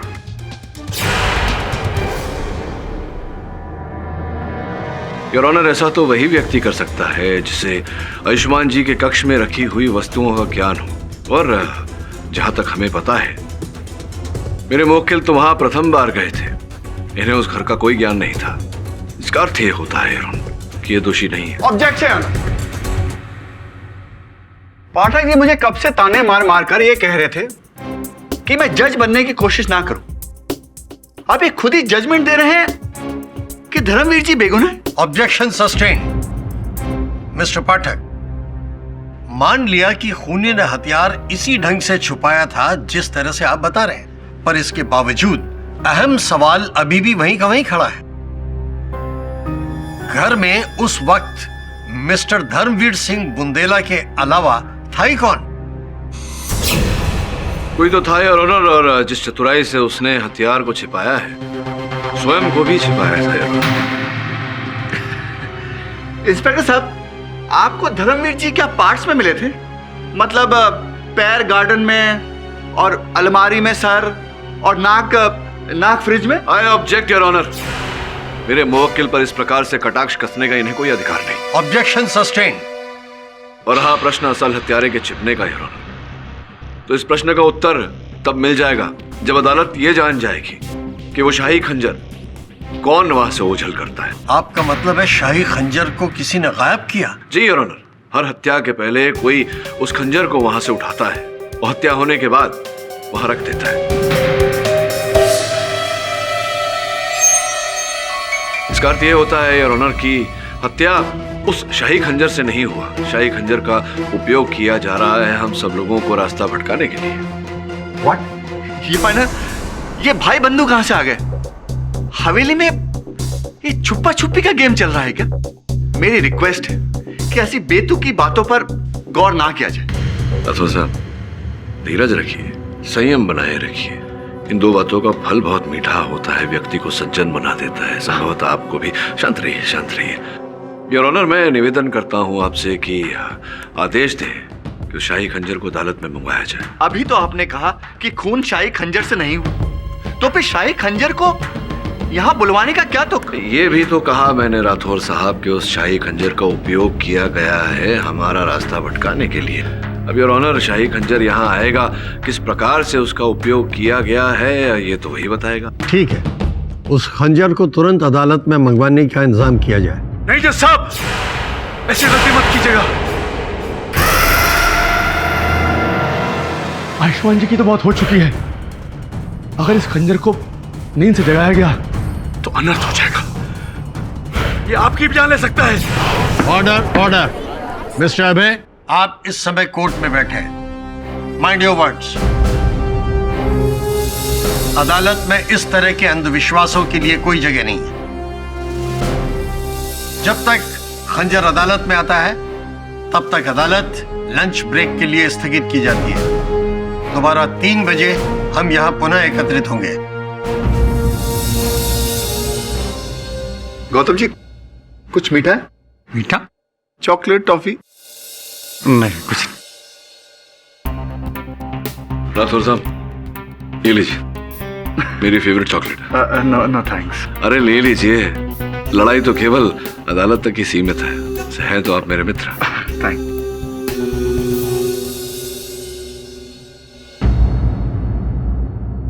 अदालत की कार्रवाई शुरू की जाए। योर ऑनर, मैं शाही खंजर अदालत में मंगवाने की अनुमति चाहता हूँ। अनुमति है।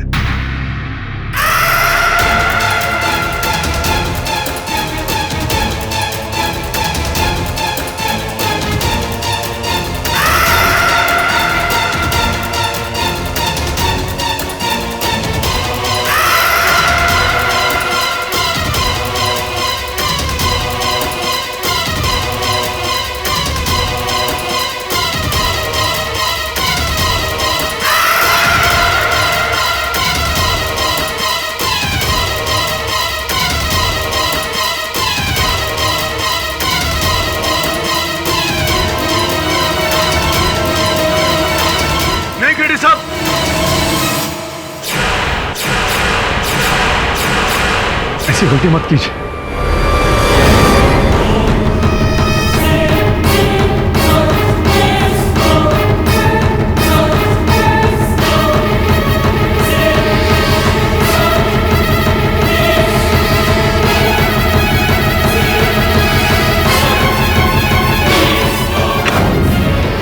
अब बताइए, मेरे जीवन में शेष कितना समय बचा है? केडी साहब, मेघना और आयुष्मान की मौत 24 घंटे में हो गई थी, पर अब क्या होगा मुझे पता नहीं।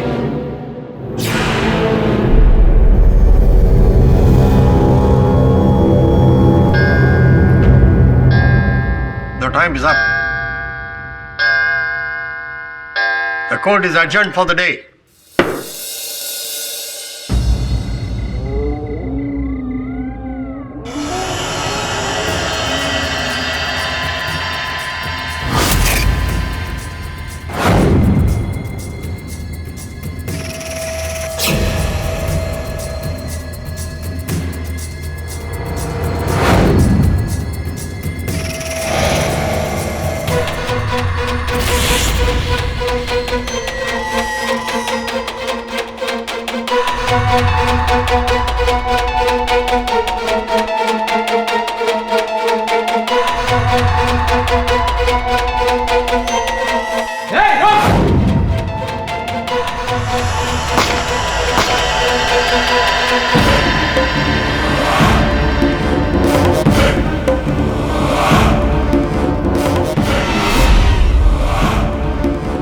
साहब, ये आदमी था क्या भूत था?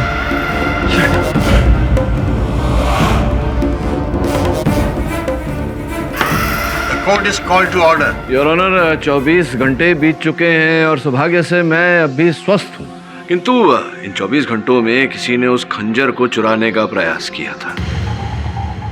मिस्टर पाठक, आप साबित क्या करना चाहते हैं? यही कि किसी ने उस खंजर को चुराने का प्रयास किया था। कारण तो रहा होगा। आपकी आज्ञा हो योर ऑनर, तो मैं राज फर्नीचर वाले राज को बुलाऊं। अनुमति है। राज साहब, आयुष्मान जी की हत्या से कुछ दिन पूर्व ये जो है अभय जी, ये आए थे आपकी दुकान पर? हाँ, आए थे सर। क्या कारण था? क्या क्या चाहिए था इन्हें? कुछ पुराने फर्नीचर की पॉलिशिंग करानी थी इन्हें, और उस फर्नीचर की मॉडिफिकेशन भी करवानी थी। मॉडिफिकेशन अर्थात फेर बदल करना चाहते थे फर्नीचर में? यही फर्नीचर था, देखिए। हाँ सर, यही है। अब न्यायाधीश महोदय को बताइए कि किस प्रकार का फेर बदल करना चाहते थे। इन सब सामान की शेप हल्की सी चेंज करवाई। शेप हल्की सी चेंज, ताकि वो खंजर खोल के वहाँ छुपा सके।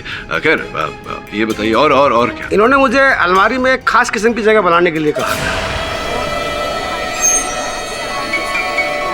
कैसा स्थान, मतलब क्यों?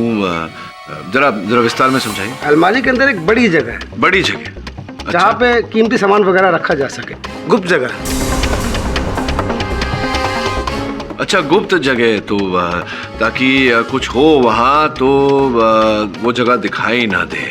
इन्होंने कहा था कि अगर घर में कभी कोई चोरी हो तो चोर की नजर नहीं पड़नी चाहिए अलमारी के उस हिस्से पर। बड़ी जगह थी, मतलब अभय जी स्वयं उसमें फिट आ सकते थे। हाँ? वो काफी बड़ी जगह बनवाई। बड़ी जगह। बैठिए।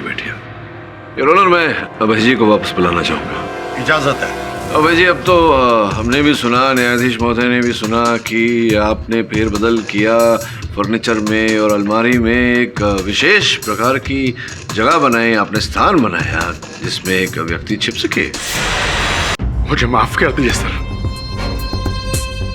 मैं मानता हूं कि मैंने गुनाह किया है, लेकिन मैंने खून नहीं किया। फिर उनके फर्नीचर के साथ फेरबदल करने का कारण? जी, उस दिन भाई अभय, हम आपके शहर में नए नए आए, यहाँ पर अच्छा रेस्टोरेंट कहाँ है, सिनेमा हॉल कहाँ है, हमें कुछ पता ही नहीं। अरे सर, आप फिक्र क्यों करते हैं? आप इस गुलाबी नगरी के रंग में ऐसे समा जाएंगे ना सर कि आपको पता नहीं चलेगा। I hope so. अच्छा, तुम किसी अच्छे कारपेंटर को जानते हो क्या? मुझे घर का कुछ फर्नीचर पॉलिश करवाना है। अरे सर, छोटे मोटे काम के लिए आपका सेवक हाजिर ना, करवा दोगे? जी सर। लाओ नंबर दो उसका, भी बात कर लेते हैं उससे। अरे सर, ये काम आप मुझ पे छोड़ देना sir. Thank you so much. अरे सर, थैंक यू क्या बात है। वैसे पॉलिशिंग कब करवानी है आप? कल तो मैं दिल्ली जा रहा हूँ, आने के बाद नेक्स्ट वीक। ठीक है सर, लेकिन आप एक काम कीजिए, घर की चाबी आप मुझे दे दीजिए। जब आप दिल्ली से आएंगे ना सर, तो आपका फर्नीचर एकदम चमाचम मिलेगा आपको। ये बात भी ठीक है, तो कल जाने से पहले मैं तुम्हें चाबी दे दूंगा। ठीक है sir. See you tomorrow. Yes. शर्म आनी चाहिए आपको। उस व्यक्ति ने आप पर विश्वास किया और आपने उनके विश्वास के साथ घात किया। पहले तो ये फर्नीचर में फेरबदल किया ताकि आप उसमें वो खंजर छिपा सके, और फिर अलमारी में जगह बनाई ताकि छिपकर उनके कक्ष में प्रवेश कर सके, और फिर उनकी हत्या की। ये आवाज कैसी है? जंजीर की आवाज है। कोई अंदर है क्या? जी नहीं, मैं देख कर आता हूँ।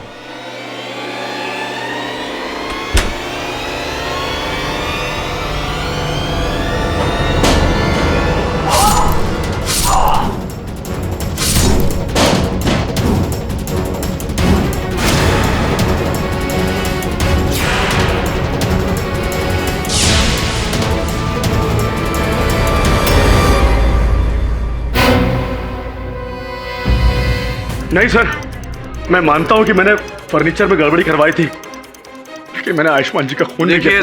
देखिए अभय जी, अब झूठ बोलने का कोई लाभ नहीं है। सारे पत्ते आपके खुल चुके हैं। नहीं जज साहब, मेरा यकीन कीजिए, मैंने खून नहीं किया। सच तो ये है कि आप ही ने ये मनगढ़ंत कहानी बनाई थी इस शापित खंजर की, क्योंकि आप ही जाते थे वहां स्टोर रूम में, वहां से कीमती सामान चुराते थे, और आप नहीं चाहते थे कि इस बारे में कोई आपसे प्रश्न करे। वकील साहब, मैं मानता हूं मैंने चोरी की, लेकिन मैंने खून नहीं किया। वकील साहब, मैंने खून नहीं किया। आपने हत्या नहीं की तो फिर किसने की हत्या? कौन है हत्यारा? अरे बोलिए, कौन है हत्यारा? माफ करना शेखर जी, अब मैं आपको और नहीं बचा सकता।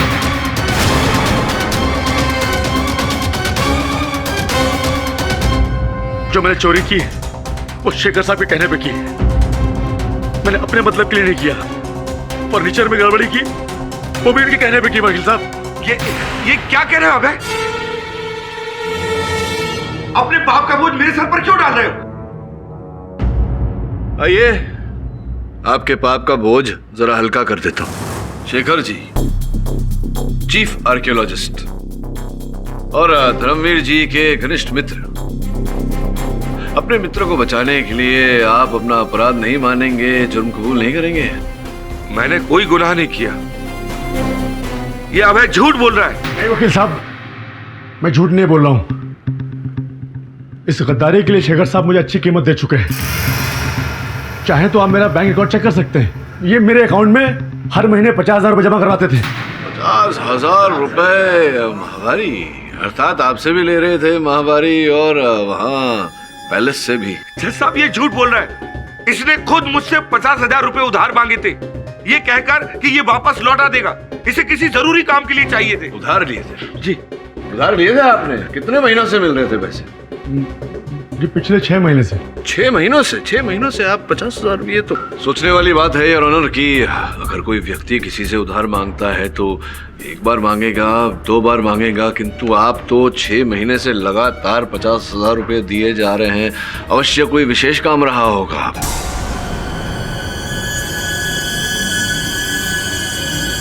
जज साहब, जिंदगी ने हमेशा से ही मेरे साथ अन्याय किया है, कभी भी मेरे साथ न्याय नहीं किया।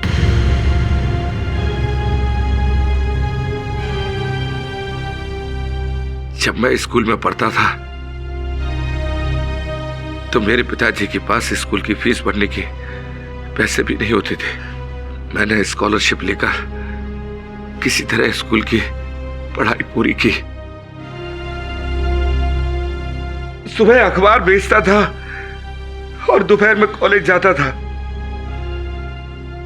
जब मुझे पहली नौकरी मिली तो मैंने सोचा कि शायद मेरे भी सुनहरे दिन आएंगे, मेरी जिंदगी भी खुशियों से भर जाएगी। मुझे बहुत अच्छा लगा था जैसा, लेकिन मुझे क्या पता था कि तकदीर ने मेरी किस्मत में सिर्फ और सिर्फ अंधेरे लिखे हैं। काबिलियत मेरी, मेहनत मेरी, और उसका फायदा हुआ किसी और को। हाँ जैसा आयुष्मान को। और बस देखते ही देखते यूं चुटकियों में आयुष्मान को इस म्यूजियम प्रोजेक्ट का प्रोजेक्ट ऑफिसर आयुष्मान को बनाएगा। मैं खड़ा देखता रहा, अपने ही सामने किसी और को अपना हक छीनते हुए मैं देखता रह गया जैसा, मैं देखता रह गया और मैं कुछ भी न कर सका। शांत हो जाइए, शांत हो जाइए। इस देश में, भारतवर्ष में लाखों करोड़ों लोग ऐसे हैं जिनके लिए हर दिन, प्रतिदिन, प्रतिपल संघर्ष होता है। आपकी तरह वो हत्या करने पर उतारू नहीं होते। मेरा खून करने का इरादा नहीं था। मैं तो आयुष्मान के घर किसी भी तरह घुसकर वो महल के कागजात लेने गया था ताकि मैं 420 करके महल के कुछ हिस्से को प्राइवेट बिल्डर को बेच सकूं और मुझे मेरा हक मिल जाएगा और आयुष्मान के दामन पर दाग लग जाएगा। इसलिए गया था मैं। तो कागज चुरा के चले जाते, भैया की जान क्यों ली? मैंने तुम्हारे भाई को नहीं मारा, मैं तो वहां गया ही नहीं था। हाँ जज साहब, मैं वहां नहीं गया। झूठ बोल रहे हैं आप शेखर जी। उस दिन आप ही आयुष्मान के घर गए थे।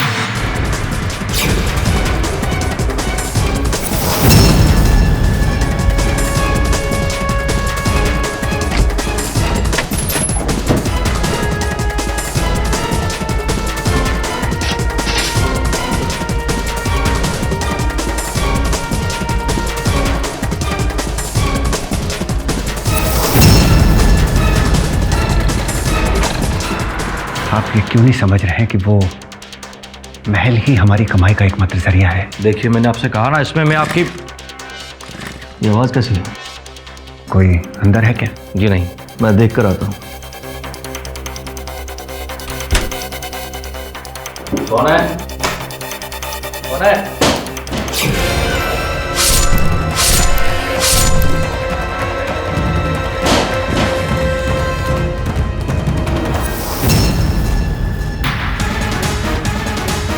नहीं, ये झूठ है जज साहब। मैं उस दिन आयुष्मान के घर नहीं गया।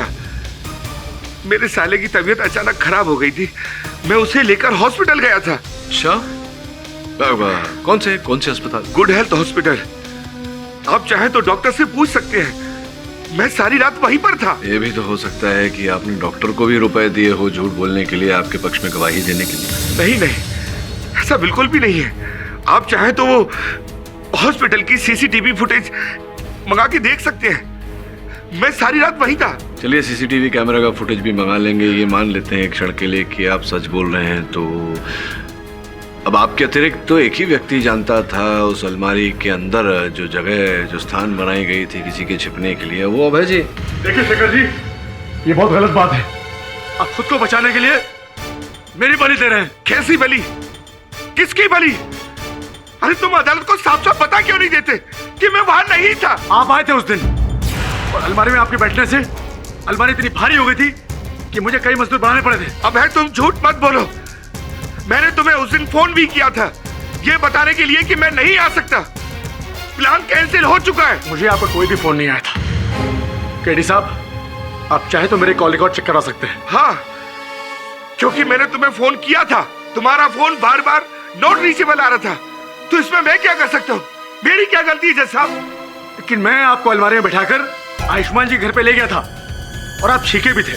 छीके थे क्या? जी हाँ, और मैंने आपको मना भी किया था कि आप आवाज मत कीजिए, नहीं तो मुसीबत आ जाएगी। जब मैं अलमारी में बैठा ही नहीं तो ये इल्जाम कैसे लगा सकते हैं? मेरी बात का यकीन कीजिए, मैं सारी रात वही था। आप चाहें तो वहां का रिकॉर्ड देख सकते हैं। दूध का दूध, पानी का पानी हो जाएगा। अभय जी, आपने इन्हें वहां अलमारी के अंदर घुसते हुए देखा था? जी नहीं सर,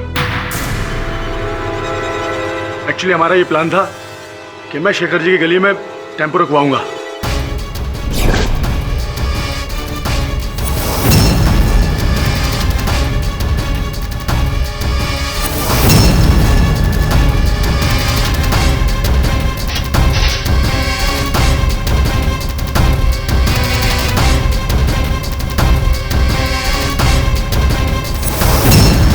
आपको कैसे पता कि दबे पांव आए और पीछे बैठ के देखा था या नहीं देखा था?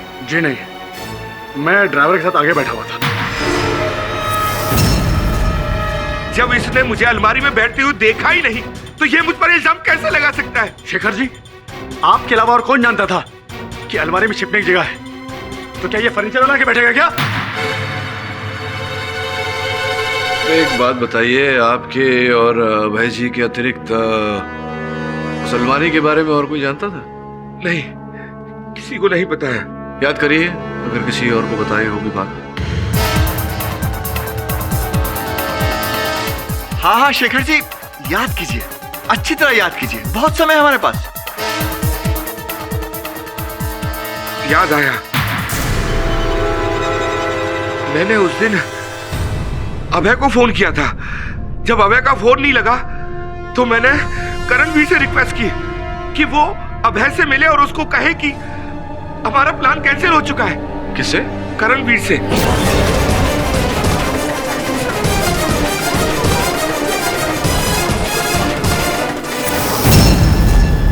मैं सोच ही रहा था करणवीर साहब के आपका नंबर कब आया। आ गया। कृपया कष्ट करेंगे, शेखर जी का संदेशा आपने दे दिया था? अभय जी को बोल दिया था ना, जो आपको फोन पर बोला गया था? नहीं सर, अब शेखर जी का ऐसा कोई फोन नहीं आया था मुझे। क्या बात कर रहे हो? करणवीर, आप भी मुझे फंसाना चाहते हैं? शेखर जी, मैं आपको क्यों फंसाऊंगा? मैं तो वही बता रहा हूं जो सच है। मैंने आपको उस दिन फोन किया था और संदेश भी दिया था ना। ये क्या चल रहा है?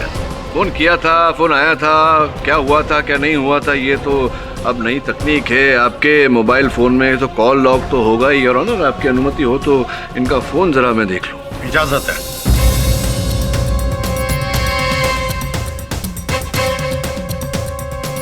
हाँ, ये देखिए,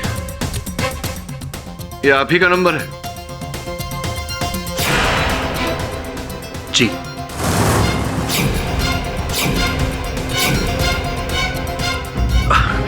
हाँ, वो एक्चुअली मैं आपको बताना भूल गया था। पता नहीं, मैं आजकल बहुत कुछ भूल जाता हूँ। पता नहीं क्या हो गया मेरी याददाश्त को।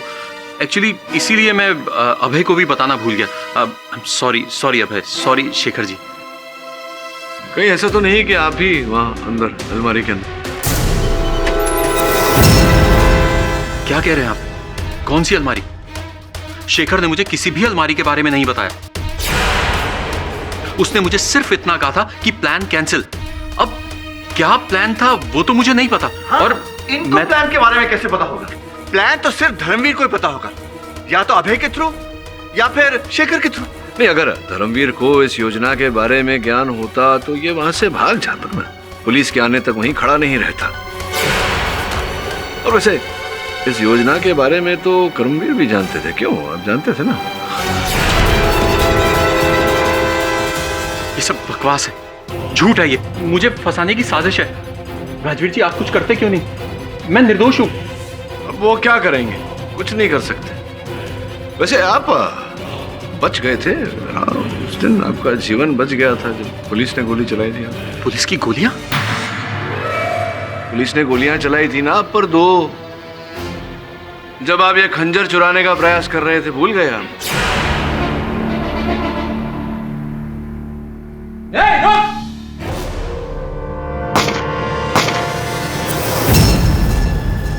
मैं करूंगा चोरी, और वो भी पुलिस स्टेशन से। सर, मुझे किसी पागल कुत्ते ने नहीं काटा। नहीं, पागल कुत्ते ने नहीं काटा है आपको। आप बड़े चतुर हैं। आप सबको ये आभास देने का प्रयास कर रहे थे कि कोई चुड़ैल है, कोई भूत प्रेत है जो खंजर चुराने का प्रयास कर रहा है। तो हो सकता है ये काम किसी भूत प्रेत या आत्मा ने किया। कैसे हो सकता है? क्योंकि भूत प्रेत इत्यादि तो बुलेट प्रूफ जैकेट तो पहनते नहीं। Bullet proof jacket? जी, इन्होंने पहना था जब पुलिस ने इन पर गोली चलाई थी। नहीं जज साहब, ये बिल्कुल झूठ है। मेरे पास कोई भी बुलेट प्रूफ जैकेट है ही नहीं। हाँ, नहीं है आपके पास, मतलब था। अब वो जैकेट हमारे पास। योर ऑनर, इनके बारे में मैं अदालत को कुछ बताना चाहूंगा। ये राजनीति में पूरी तरह से घुसे हुए हैं। पिछले असेंबली के चुनाव में इन पर जानलेवा हमला भी हुआ था। इन्हें जान से मार देने की धमकियां मिली थी और ये महल से बाहर बिना बुलेट प्रूफ जैकेट पहने निकलते ही नहीं। वो जैकेट योर ऑनर अभी आपके आगे हो तो मंगवाओ। इजाजत है। वरुण, योर ऑनर, ये रही वो बुलेट प्रूफ जैकेट और ये रिपोर्ट।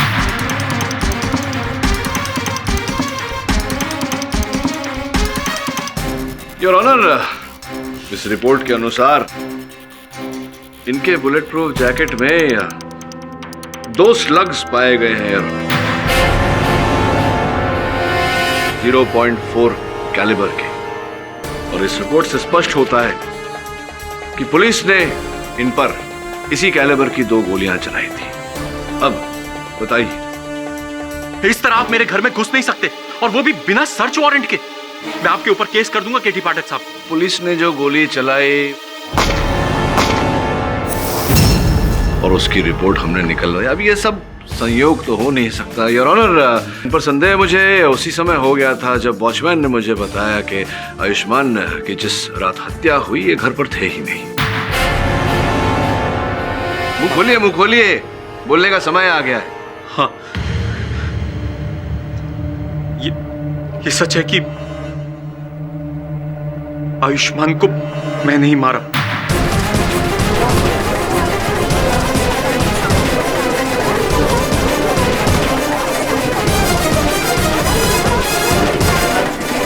Order, order. क्योंकि आयुष्मान को सिर्फ और सिर्फ अपनी सरकारी चाकरी से मतलब था। हमारे पूर्वजों की हवेली, उनकी आन बान और शान का महत्व नहीं समझ रहा था वो। हमारा खानदानी खून खोल उठा और मैंने हमेशा हमेशा के लिए उसे गहरी नींद सुला दिया।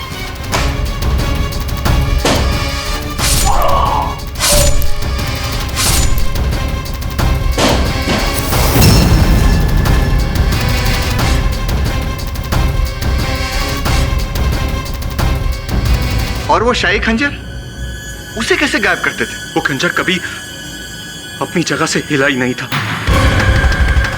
वो तो केवल आंखों का धोखा था। मैंने एक ऐसे ग्लास कवर का इंतजाम किया जिस पर खंजर के खाली स्टैंड वाली 3D तस्वीर हो।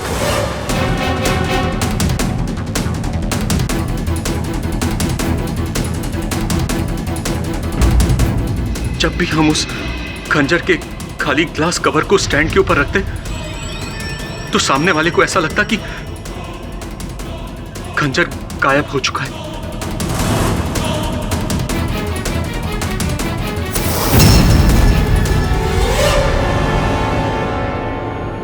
जबकि खंजर योर ऑनर वही था, 3D कवर के नीचे। खून आपने किया करणवीर, और इल्जाम हमारे ऊपर। आप अब तक चुप क्यों थे? भैया, मेरा यकीन कीजिए, मुझे अंदाजा ही नहीं था कि आयुष्मान का छोटा भाई अंशुमन उस समय उनसे मिलने आने वाला है, और आप भी वहां पर मौजूद होंगे। हमें नहीं पता था भैया कि हमारी इस छोटी सी भूल का इतना बड़ा नतीजा होगा और आप फंस जाएंगे। भूल नहीं, अपराध किया है आपने। इस अपराध का दंड इस अदालत में न्यायाधीश महोदय तो दे देंगे, पर आपका क्या होगा पता नहीं।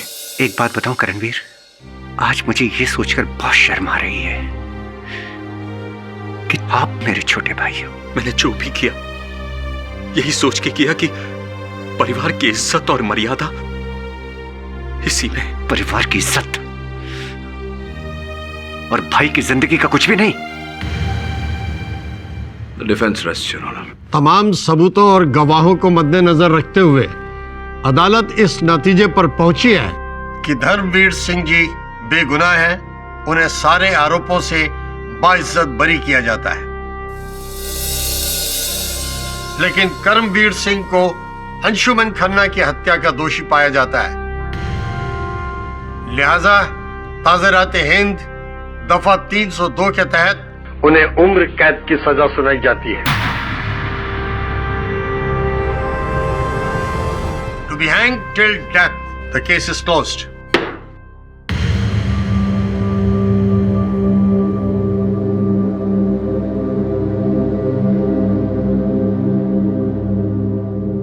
राठौर साहब आज्ञा दीजिए। वाह पाठक साहब, ये गुत्थी भी आपने सुलझा दी। अब अगली पहल? अब क्या पहल राठौर साहब, थक गया हूँ, सोच रहा हूँ गोवा जाके छोटी सी कुटिया ले लूं, ब्याह कर लूं, बच्चे बच्चे कर लूं। वैसे